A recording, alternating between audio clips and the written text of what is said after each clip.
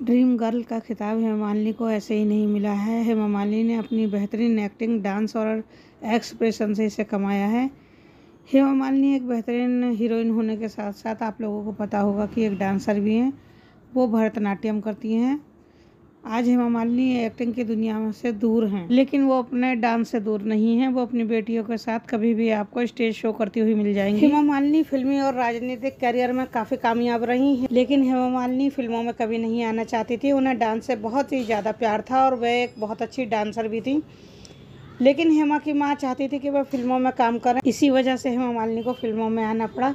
फिल्मों की बात करें तो जब हेमा मालिनी अपनी पहली फिल्म सपनों का सौदागर कर रही थी तो इस फिल्म में राज कपूर हीरो थे और इस फिल्म को प्रोड्यूस किया था अनंत स्वामी ने। हम चाहते थे कि इस फिल्म के लिए कुछ ऐसा हो जिससे दर्शक फिल्म की तरफ भागे।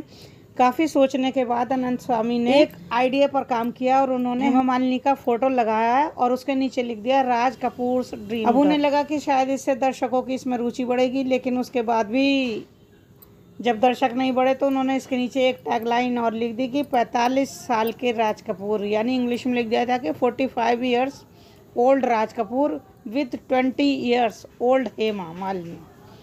तो ये देखिए एक फिल्मी स्टंट था, लेकिन उसके बाद भी ये स्टंट कुछ काम नहीं आया और ये इस फिल्म ने औसतन बिजनेस किया फिल्म के रिलीज होने के बाद। मगर ये टैग जो था हेमा मालिनी पर लग गया और लोग उन्हें ड्रीम गर्ल बुलाने लगे और जहाँ उनके चाहने वाले भी उन्हें ड्रीम गर्ल ही कहने लगे। ये हेमा के लिए काफ़ी फ़ायदेमंद रहा।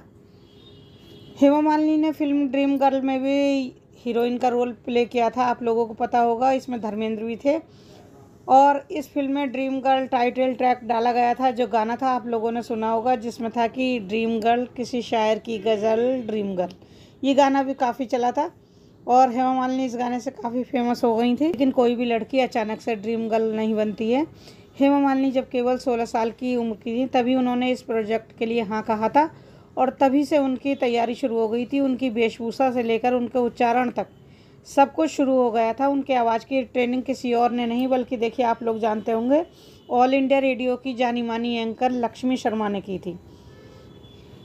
निर्माता अनंत स्वामी भी हेमा मालिनी के लिए गॉडफादर बन गए थे और हाँ, उन्होंने ही वह शख्सियत यानी ड्रीम गर्ल का खिताब हेमा मालिनी को दिया था। ये तो आप सब जानते ही होंगे। सपनों का सौदागर रिलीज होने के बाद प्रेस और लोगों ने जब उन्हें ड्रीम गर्ल कहना शुरू कर दिया था हेमा मालिनी को, तो उन्हें भी ये नाम काफ़ी पसंद आया था। लोग अक्सर उनसे पूछते थे कि क्या इस नाम के अनुरूप रहने का प्रयास किया है आपने, तो वो कहती थी नहीं, मैंने नहीं किया। ये नाम मेरे लिए एक आश्चर्य की तरह है।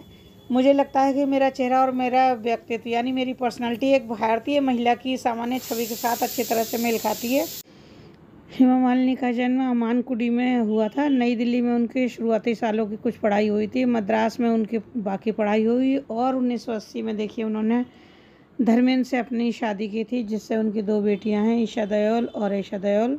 धर्मेंद्र से शादी करने के लिए इन्होंने जो था मुस्लिम धर्म को अपना लिया था और अपना नाम बदल लिया था। हेमा ने और धर्मेंद्र ने दोनों ने ही मुस्लिम धर्म को अपनाया था, क्योंकि प्रकाश कौर ने धर्मेंद्र को तलाक देने से मना कर दिया था। और हेमा मालिनी की एक्टिंग की बात करें तो एक्टिंग के जौहर आप लोग देख ही चुके हैं। हेमा मालिनी की एक्टिंग और डांस का जलवा इतना ज़्यादा है और दूसरे आप लोग जानते होंगे कि वो राजनीति में भी उतरी हुई हैं, तो उनका जलवा इतना ज़्यादा है कि अभी तक कोई भी उन दूसरी ड्रीम गर्ल का खिताब नहीं जीत पाया है। किसी और को ये खिताब नहीं मिल पाया है। वह 1976 से 1980 तक सबसे अधिक कमाई करने वाली बॉलीवुड अभिनेत्री रहीं। 1977 में ड्रीम गर्ल के नाम से उनके लिए एक फिल्म बनी थी जो उनकी मां ने बनाई थी। वह धर्मेंद्र के साथ 35 फिल्मों में नजर आई थी और उनके साथ उनकी पहली फिल्म 1970 में आई शराफत थी। हेमा मालिनी ने फिल्मों में बेल बॉटम और शर्ट पहनने की शुरुआत की थी। उस समय तक हीरोइनें ये ड्रेस नहीं पहनती थी और उन्होंने शाहरुख खान की पहली फिल्म दिल आशना है का निर्देशन किया था। हालांकि ये फिल्म देखिए दीवाना फिल्म आने के बाद रिलीज़ हुई थी। हेमा मालिनी पशु प्रेमी हैं, ये नॉनवेज नहीं खाती हैं और यह पेटा इंडिया के साथ जुड़ी हुई हैं। हेमा मालिनी ने घोड़ागाड़ी पर प्रतिबंध लगवाया था और इन्होंने इसके लिए लेटर लिखा था नेताओं को। और हेमा मालिनी आज भी मथुरा सीट से हैं और ये सक्रिय हैं। तो देखिए ये थी हेमा मालिनी के बारे में थोड़ी जानकारी। आप लोगों को कैसी लगी? अगर अच्छी लगी हो तो प्लीज़ आप लोग वीडियो को लाइक कीजिए, शेयर कीजिए और सब्सक्राइब कीजिए मेरे चैनल को। और इसी तरह बने रहिए। चलिए मिलते हैं आपसे अगली वीडियो में, तब तक के लिए नमस्कार।